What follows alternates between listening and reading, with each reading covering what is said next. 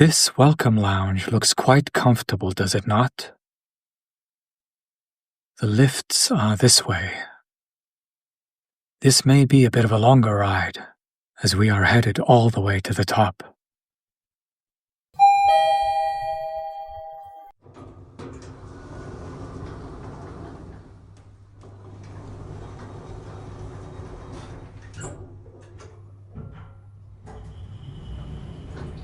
I reserved a comfortable little corner booth with a gorgeous view for us.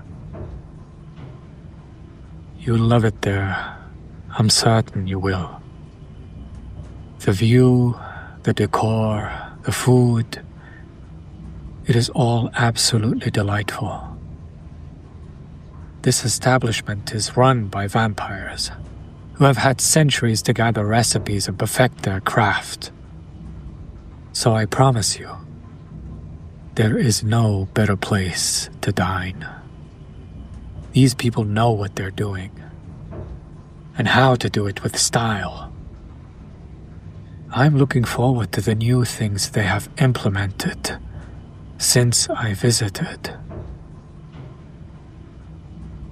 Not to worry, my dear. Even though most guests will be vampires, I will keep you safe. Make sure you do not get harmed.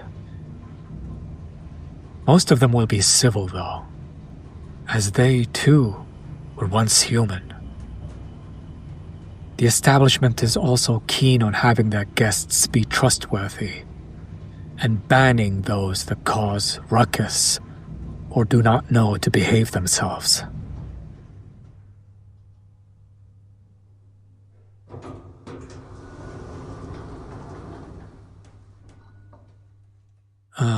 The welcome hall, just as I remember it. Through this door is the VIP area. They used to have guards, but nowadays simply use these electronic keycards.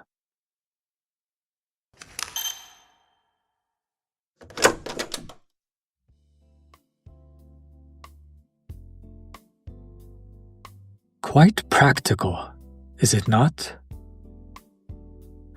Back when I was still alive, the thought of dining in the sky and being let in by a machine sounded like bizarre devil's craft. How fast things change. Huh? Oh, let us talk about my human life another time, yes?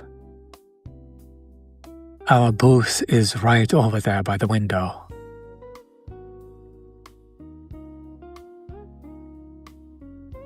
Every time I come here, I am astonished all over again. This place never ceases to amaze me. Have a seat, my dear. To ensure utmost comfort and convenience, orders are made via touchscreen devices. Quite the handy trick, is it not? That way you never have to worry about a waiter mishearing, being asked to order when you have yet to decide, or being forced to wait for somebody to pass by and notice you to request a refill of your drink. And the city lights, just after sunset, make for a great ambiance, do they not? You would not believe how happy I am to finally be here with you, feeding on far inferior blood ever since I tasted yours. Felt like torture. But even this date will not promise me salvation, will it? An eternity together is a long time, far greater than any mortal could ever imagine. This is a difficult choice, my dear, especially regarding how fleeting even human relationships can be, how quickly people change their minds. You know, I would never want to keep you in a dungeon somewhere, simply to drain you of your luscious blood. I want you to live a fulfilling life, but no money in the world can substitute a good friend, a lover even. I want you to be happy, my dear. I wish for you to live life to the fullest, and if that means I either have to suck it up and go on without you, or simply end my miserable existence, so be it. I cannot keep living without your heavenly taste on my lips. Even these few days of having to be without it felt like blasphemy. Not once in my lifetime have I ever tasted blood as delicious as yours, and in my time, I have had more than enough samples. You truly are a miracle to me, my little lamb. But do not worry. You will not function as a light to moths, drawing hungry vampires to you. Similar to humans, every undead has certain preferences, and you simply happen to fit mine. Perfectly so. The chance of another vampire cherishing your blood as I do is ever present, but there is no need to be afraid that a horde of them will ambush you the second they notice your lovely scent. You will be safe with me. But how about you take a glance at the menu for now? Not much has changed since my last visit, but there still are a few interesting new food combinations. Here, this one sounds quite adventurous. I think I would like to give it a try. Once you have made up your mind, simply put your order into the machine. I truly find it fascinating how quickly people are able to adapt to technical advancements. I suppose somebody like you who has grown up in an age of smartphones and computers does not question it much. Most of it you probably don't even realize. Water from the tap, food from the fridge, electronic mail, floor heating. I'm getting lost in the past again. Yes, I suppose I did promise you to tell you more about my living life, as uncomfortable as that topic is for me. Not to worry. It's not that bad. I simply do not like getting stuck in days long gone. Tales of when I was different. But I suppose you deserve a little reminiscing in the past, seeing as I'm already doing it without noticing. Not yet, though.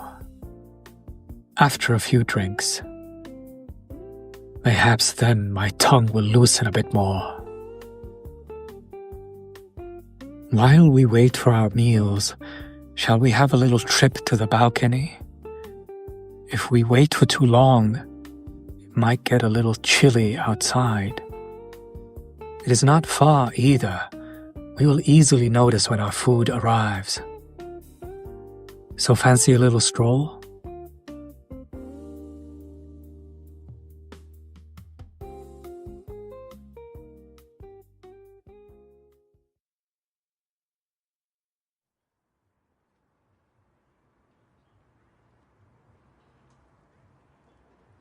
I never get tired of the view.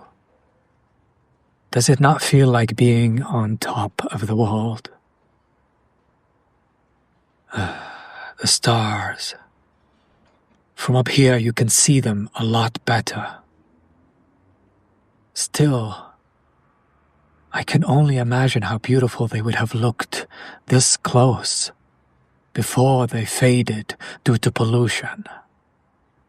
That might have even been a sight to compare to you. I'm only kidding, my dear. Even the stars would have envied you. The temperatures are perfect, are they not? So replenishing. How are you enjoying this date so far, my dear? Be honest. Do I scare you? Does looking at me make your skin crawl? Does me being this close to you frighten you? Does the sudden change in my eyes terrify you? The thought that I could kill you in a moment's notice. The knowledge I could rip you apart with my bare hands. And knowing you would not be my first victim. Have you any idea what I'm capable of? Do you see the monster within me? The blood upon my hands? The torment? They say eyes are the windows to the soul. When you look into mine, can you see my lust for you? Can you see how dark a soul can become after hundreds of years of sacrifice, murder, and mortal pleasure? Most people consider themselves good. In a human lifespan, even the worst of people can only do so much. It is nothing compared to what a horrible person can conjure up in an eternity.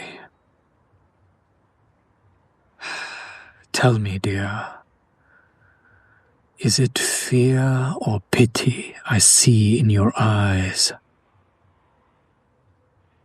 Oh, foolish of me. How could you possibly sympathize with a heartless demon? How could you know I would not lose control and drain you right here and now? Why is it that you have not run away from a being like me? Not quite yet an ancient evil, but close enough. Tell me, do you believe in redemption? Cleansing of the soul? Do you believe any of my sins may ever be forgiven?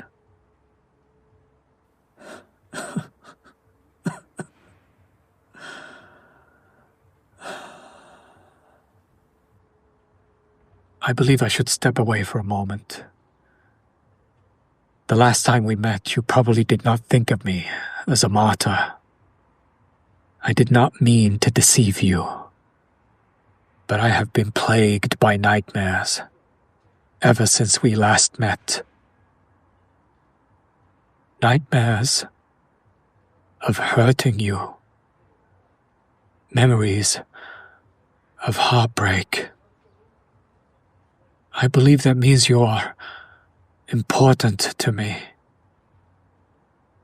Or maybe I'm not ready to love again. Not yet. Now that you have seen this side of me, you can still only imagine what secrets I bear, what heinous deeds I have committed. And I wish for you to never have to face me when I lose myself again. Find out what I have done, what I'm truly capable of. I'm worried of getting lost in the pleasure of you. Your taste, the sensation. Oh, how much I want to say I love you, and how much it pains me that I cannot. But despite the fear, the worry, the agony, I feel as though I need you. I simply have to have you. You must be mine. I want you. No, I need you. Please. I apologize, my dear. I overstepped again. It appears, unless by some miracle you have a preference for broken people, I just played my only chance. How very rude of me. So much fresh air out here, yet no space left for you to breathe. I will step away for a moment. Let both of us cool off. If we keep going like this, Lord knows where it would lead us. Me either kissing you or otherwise giving in to primal urges. But for now, my dear, it seems as though our food has arrived. Let us get back inside.